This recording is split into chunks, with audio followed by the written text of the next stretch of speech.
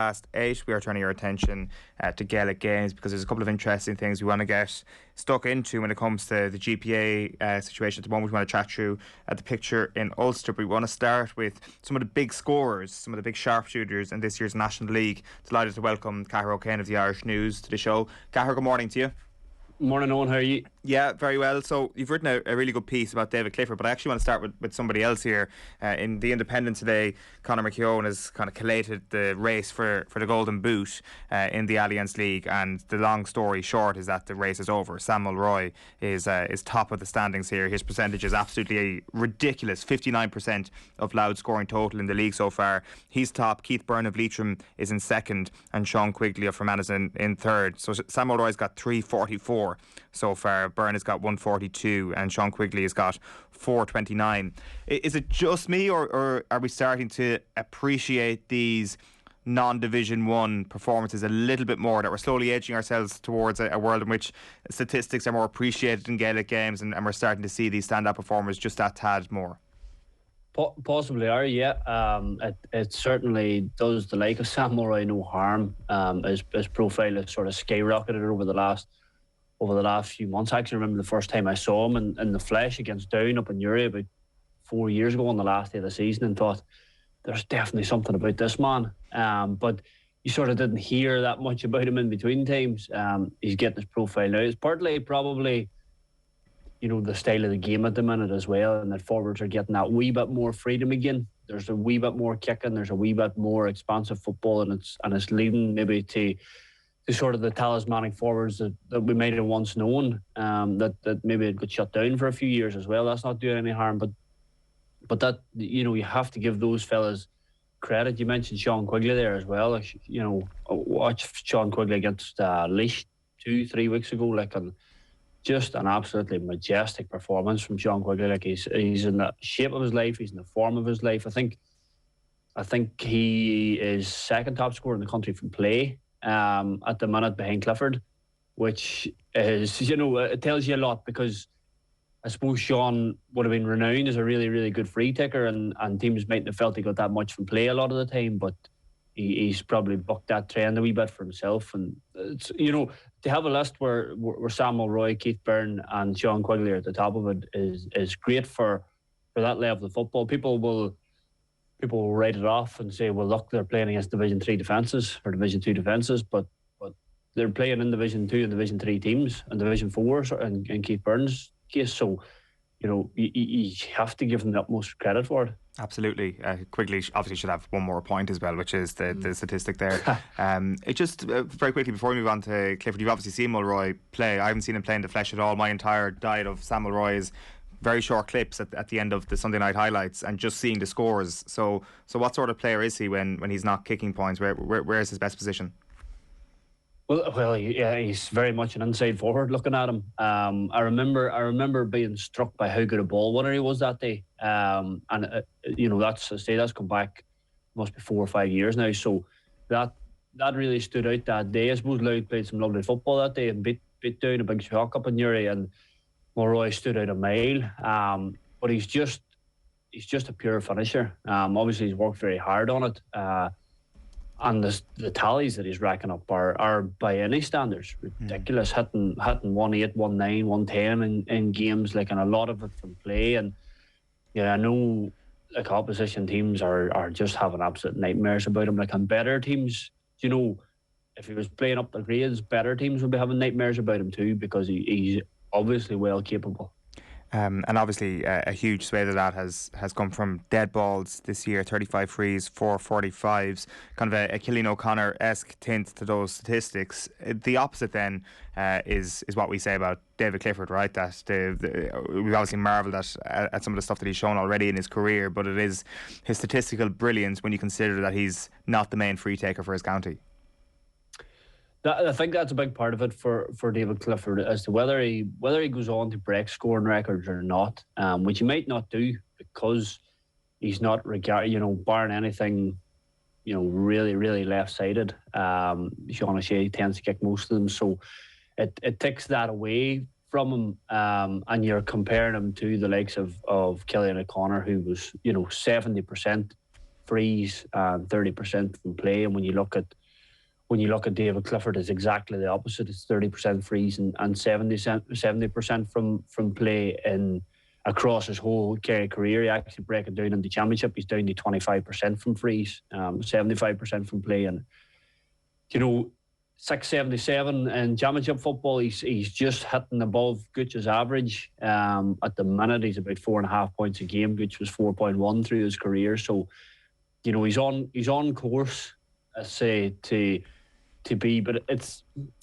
not just about numbers. I think that's the great thing about Clifford. It's the great saying of it's not what you said. It's how you made somebody feel. And sometimes it's not what David Clifford scores. It's what he makes you feel when he plays football. And he's just. I suppose it's the fact that his demeanour on the pitch and he plays with a smile. And I suppose it highlighted even the couple of maybe rubbish goals that he has scored in the league this year, fluke goals, and he's still quite happy to celebrate them and a big smile on his face. And it doesn't necessarily need to be pointing at Paul Geaney and who to mark on the kick out. It's there is a freedom to watching him. There's an absolute genius within him. I remember, everybody remembers the All-Ireland minor final where he scored 4-4, but always stuck out for me the pass for Faker Clifford's goal, Kerry's third goal, where he just, he threaded the needle, stuff that you just probably don't see at minor level. He was waiting for the run, and he knew he could see the run before Faker Clifford could see the run, and he was just waiting for it to be made, and the pass was perfect. And you just really knew that day you had something special in your hands. Just for a defender, it must be a really interesting challenge. The top defenders in the game, when it is at times it must feel like an absolute hiding to nothing. And I imagine if you're into sledging, it just wouldn't have any wash on him at all. I don't think it would. I saw a few quotes from Valley McMahon there, sort of saying that he would have liked the challenge of Mark and Clifford because he was tall, and he felt if you get in really close to a tall player, and maybe nobody has done that. Though I would say in the drawn All-Ireland final, Johnny Cooper got close to him and got too close to him, and Clifford, probably the reason Cooper ended up sent off was Clifford was able to roll him and spin off him, which made I suppose that laid the marker in terms of what do you do with this fella then? How do you mark him? Because he's big but he's quick. He's deadly off both feet. He can shoot without a look. He can shoot without a glance. And you look at Ronan McNamee was the all-star fullback, and McNamee won a few balls off him in the All-Ireland semi-final last year, but Clifford still took him for 8 points, 4 from play. And that was he didn't get extra time in that game. So he's just majestic to watch for a defender coming in to mark him. Literally, it's how do you mark him? Because you probably need or want cover in front of you, but then that's I don't think that would trouble Kerry at the minute. I think Kerry, if somebody put cover in front of Clifford, there'd be enough elsewhere that if teams are altering themselves to go and deal with David Clifford, I think Kerry would have enough elsewhere to sort of take advantage of that drop forward, if you like. So he's creating not just the quandary of him, because if he goes and stands in the corner flag, teams are still going to be wary of him, still going to send a man with him. He can, if he chooses to be unselfish, if he feels that the best thing for me is to step out of the way here and create a big gap down the middle, then he'll do that, and that's the really tricky part for teams against Kerry at the minute. I guess if you're marking David Clifford, you've won the battle with him if Kerry have lost the game, basically. Because is that it really? Because as you say, Tyrone actually didn't do badly against him.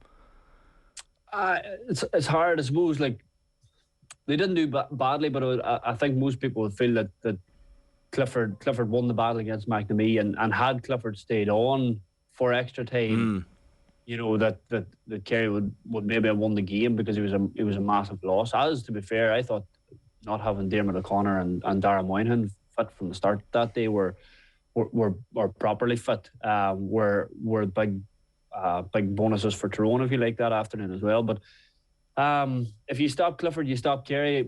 It's maybe not that simple. And obviously we're seeing, I suppose, Paddy Tally's getting a lot of credit for it at the minute, and maybe rightly so in terms of their defensive shape and how they're set up, and the fact that they've only conceded that one goal in the National League. And I suppose that's where, you know, we're talking a lot about Clifford, and he's brilliant, but I think Kerry as a team may be happy enough people talking about Clifford, because it takes a focus off what they're doing at the other end and how they're doing it.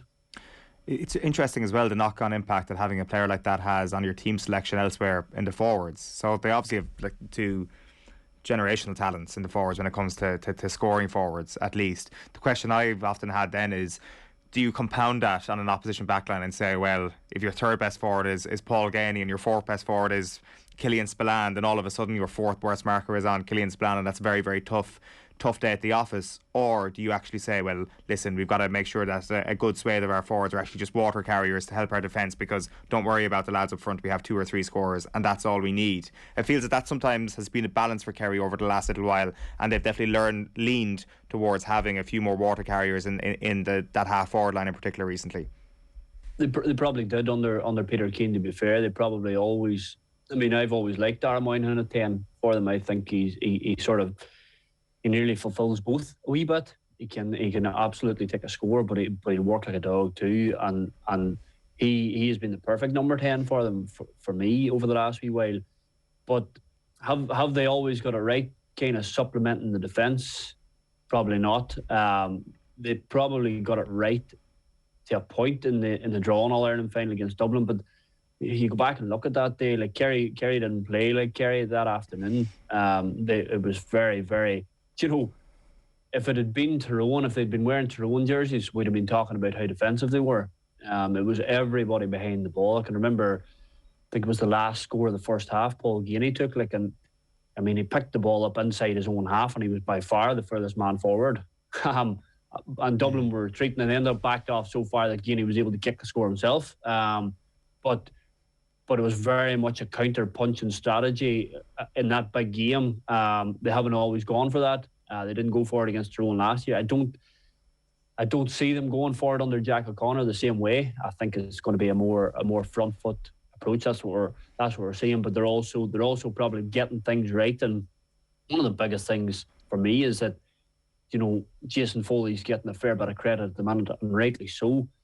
And it feels like they've gone in there and you know, everybody talked about no defenders and no natural man markers in Kerry, and it looks like Jason Foley has just been given a gallon of confidence. Just, you know, you're a man marker. You're the man that's going to mark the opposition forward. Go and do it.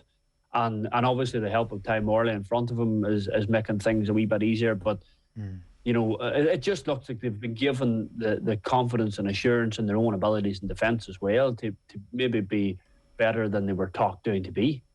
Yeah, Foley's been sensational so far this year. Just one more thing before we let you go, Cahair. We won't have time for the GPA chat today, but you were at home, Beg, I think, at the weekend watching Galway against Derry. Just a quick one on Derry. I mean, obviously early season form was very interesting, given they came so close to beating Donegal last summer, and I felt we were all talking these guys up as, you know, bound to be in Division 1 next year, bound to challenge for the Ulster title this year. Has that dimmed somewhat over the last little while? Now I know McGuigan was missing at the weekend. I would say Sunday probably dimmed it a bit all right, in that, you know, Galway were brilliant. You know, Galway were brilliant on Sunday. Their first half was absolutely out of the top drawer, and that has to be taken into reckoning. It's probably the first time under Gallagher in the league that Derry have faced a real proper Division 1 team and going in full tilt, and that was, I suppose, that was the big challenge that they failed. As Rory Gallagher said himself, after the game, we failed it badly. But the Shane McGuigan absence, in terms of maybe not getting into Division 1, you know, it's fairly significant. I don't think the way the game went against Galway, I don't think his presence would have had any meaningful impact on the scoreline. That, you know, Derry were flat. Maybe there was a wee bit in their heads that they mightn't be able to beat this Galway team without him. But I still don't think the big impact was in the Roscommon game itself, and the fact that he was sent off and wasn't there then to take what would have been the match-winning free, which would have left promotion in their hands this weekend as opposed to being in Roscommon's hands. Now, if you know, it looks like from chatting to Pádraig Joyce after the game, certainly the vibe that I got from him was, look, we have a few injuries. We have Paul Conroy suspended, Shane Walsh carrying a back injury, Damien Comer's done the hamstring. We'll do what suits us, kind of thing, and rightly so. Nobody complaining, because with the National League final now fired in, they would have been running 6 weeks straight. So and then into championship. So I would expect Galway to rest players this weekend. That puts it in Roscommon's hands big time, and suppose then it doesn't matter what they're doing, Navan, if Roscommon win against Galway. So they're not a million miles away, but around team 9, 10, 11 in the country is probably where they're at the minute. Yeah, it certainly seems that way. Cahair, good stuff. Thanks a million for joining us this morning. Thanks, lads. Cheers. Cahair O'Kane there on the line. You can check out his work in the Irish News. That piece on David Clifford is where you will get that.